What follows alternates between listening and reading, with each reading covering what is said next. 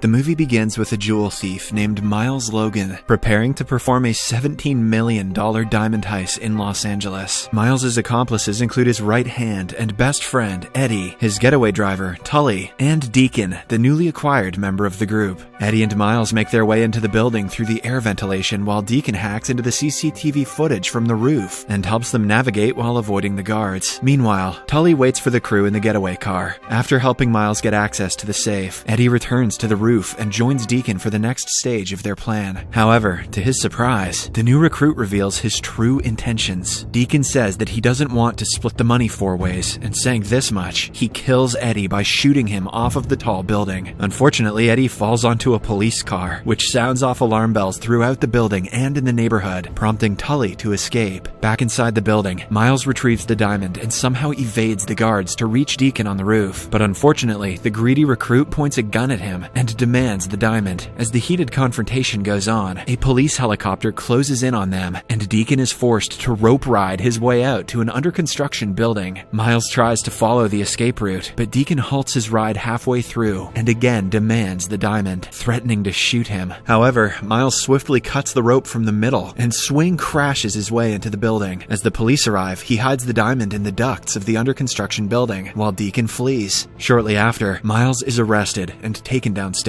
As he is being escorted into the police car, he notices the dead body of his beloved friend Eddie, much to his shock. Despite this, he makes it his mission to retrieve the diamond at any cost. Surely the police won't think to check the building he was just in for the diamond that he just stole. 2 years pass by, and Miles is released from prison. As expected, he is very excited to get his freedom back and starts shouting in the streets. Then he takes a cab straight to his girlfriend Janice's house, hoping that they can spend some romantic time together. But to his dismay, Janice breaks up with him for lying about being a criminal. Why'd she think he was in jail? Distraught, Miles promises to change and pleads with her to take him back, but she refuses to listen and shuts him out. Now, with nothing else to do, he goes to retrieve the diamond. Sadly, Miles is once again left in disbelief when he finds out that the under construction building where he had hidden the diamond is now an LAPD police station. Despite this, he is still adamant on retrieving the valuable gemstone. To put his plan into motion, Miles enters the building and learns that the diamond is hidden in the ducts of what is now the Robbery/Homicide Detective Bureau, which requires a keycard to access. Later, he researches the security measures and returns as a pizza delivery man in disguise. He asks to be let into the homicide department, but as expected, the cops deny it. Buddy, this ain't that kind of movie. Left with no choice, Miles pretends to start a conversation with homicide detective Carlson and sneakily steals his access card. Later, Miles takes the card to his shady Uncle Lou and requests him to forge a new one for him. At first, Uncle Lou is hesitant, claiming that the job is a risky one, but when Miles offers him a lot of cash, he agrees. The cash is so significant that Lou not only forges a fake card, but also a badge and some documents, which establish that Miles is a newly transferred police detective named Malone. Using this cover, he goes to the police station to retrieve the diamond. After accessing the homicide department using his fake card, Miles heads straight to the female washroom to access the ducts. However, while he is at it, a prisoner in the building subdues a policeman and tries to escape from the same duct. Miles tries to hide himself, but inadvertently ends up knocking the prisoner down. The commotion attracts people's attention, and in no time, the entire department arrives in the washroom. Left with no choice, Miles is forced to introduce himself as Detective Malone and explain that he stopped the criminal from escaping, impressing everyone with his bravery and quick thinking. But unfortunately, the station chief Rizzo also hears about his bravery and decides to put his skills to the test. He calls Miles to his office and assigns him to field duty with the newly promoted detective, Carlson. Worried, Miles requests that he be offered desk duty, but Rizzo insists that brave officers like him belong on the streets. In the next scene, Carlson gets a burglary alert and heads to the scene with a reluctant Miles. On their way, he raves about Miles's impressive record as a detective. It turns out that old Uncle Lou added fictitious accomplishments in Miles's resume, which includes 16 citations, capture of 128 criminals, out of which 6 were terrorists, 7 were bomb defusals, and he even stopped a plane from being hijacked. As Carlson continues talking, he drives extremely slow, which indicates that he is very nervous and new to his life as a detective. Shortly after, they arrive at their destination, which turns out to be an auto parts store. The owner greets them and starts complaining that a thief stole $3 dozen car tire rims from his warehouse. The warehouse alarm went off, but it took the police an hour to arrive, hence resulting in the thief's escape. Miles, who was silent all this while, finds the information somewhat odd. Since he is a thief by profession, he knows exactly how they operate and starts assessing the crime scene. Soon he deduces that it would take more than an hour for the thief to break into the warehouse and load 3 dozen heavy rims onto a truck and flee. Miles assumes that the owner is lying, and when he checks a nearby parked truck near the warehouse, he finds all the stolen items there. Caught red-handed, the owner admits to committing the fraud for insurance money, and Miles lets him go with only a stern warning. Naturally, Carlson questions Miles's reason behind letting the owner go, and the latter explains that sometimes you have to let the small fish go to catch the bigger fish. On their way back to the station, Miles takes charge of the steering wheel and teaches Carlson how to ride like a true detective, which is overspeeding and almost crashing into other cars, just like a runaway criminal would do. After a while, Miles stops at a store for some gum, but he again finds himself in an unfortunate situation. An armed robber storms into the store and demands the owner open the cash register. Left with no choice, Miles is forced to intervene. But to his surprise, the robber is revealed to be none other than his ex-accomplice, Tully. They are stunned to see each other, and just as they recover from the shock, Carlson also storms into the store. To keep his cover, Miles lets Tully escape through the back door, but unfortunately, Carlson calls for backup, and they eventually corner him in the street. Tully refuses to surrender, and Detective Hardcastle suggests calling for a SWAT team. However, to keep his secret from getting out and to stop his friend from being killed, Miles disarms himself and walks up to Tully to convince him to surrender. When the latter refuses, Miles offers to give him $20,000 and release him after a day in prison. Tully obviously agrees to that, and Miles pretends to arrest him in a stylish manner. Later, Carlson tells everyone at the department about how Miles heroically subdued a dangerous criminal with his bare hands. As days pass by, Miles's knowledge on criminal activity and the ability to foil crimes makes him quite popular among his peers. One day, Lieutenant Rizzo again calls him to his office and reveals that the burglary division has been wanting a new head, and that he thinks that Miles would be the right person for the job. Not wanting to blow his cover, Miles reluctantly accepts the position. The same day, he makes another attempt to locate the diamond, but when he reaches the exact spot, he finds it missing. Later, he learns from Detective Hardcastle that one of the hot water pipes burst some time ago and flooded all the vents, because of which the department had to flush out the whole system. On the other hand, the treacherous Deacon learns of Miles's release and shows up at Uncle Lou's place. The old man denies having any knowledge of Miles's whereabouts, but a furious Deacon shoves him against a table and goes through his documents. There, he eventually finds out about Miles's new identity. Back at the police station, when Tully has to spend more than a day in jail, he threatens to out Miles, but ends up getting beaten up badly. In the next scene, Miles continues his pursuit for the diamond. With the help of a remote control car, he eventually locates it in the air duct right above Rizzo's office. Later, Carlson catches Miles snooping through the ducts and inquires about what's going on. He also reveals that he looked up his name and badge number in the police records, but couldn't find anyone named Malone. Worried about being exposed, Miles lies to Carlson that he is from Internal Affairs and that he is here on an undercover mission. Surprisingly, Carlson buys his lies and promises to keep it a secret. With little to no chance of recovering the diamond through Rizzo's office, Miles looks for a way through an adjacent room, which is the highly secured evidence room. However, before he could try to find a way in, Miles is sent out on another call. Apparently, a museum exhibit has been stolen from a cargo hold, but at the scene, they learn that the thieves have left the museum exhibits intact. The FBI is also at the scene, and Miles butts heads with FBI agent Gray over who has the jurisdiction over the crime. After a while, the LAPD is ordered to vacate the crime scene, and Miles has to oblige, but not before giving the arrogant FBI agents an earful. On their way back, with his extensive knowledge and experience, Miles deduces that the FBI was not looking for artifacts, but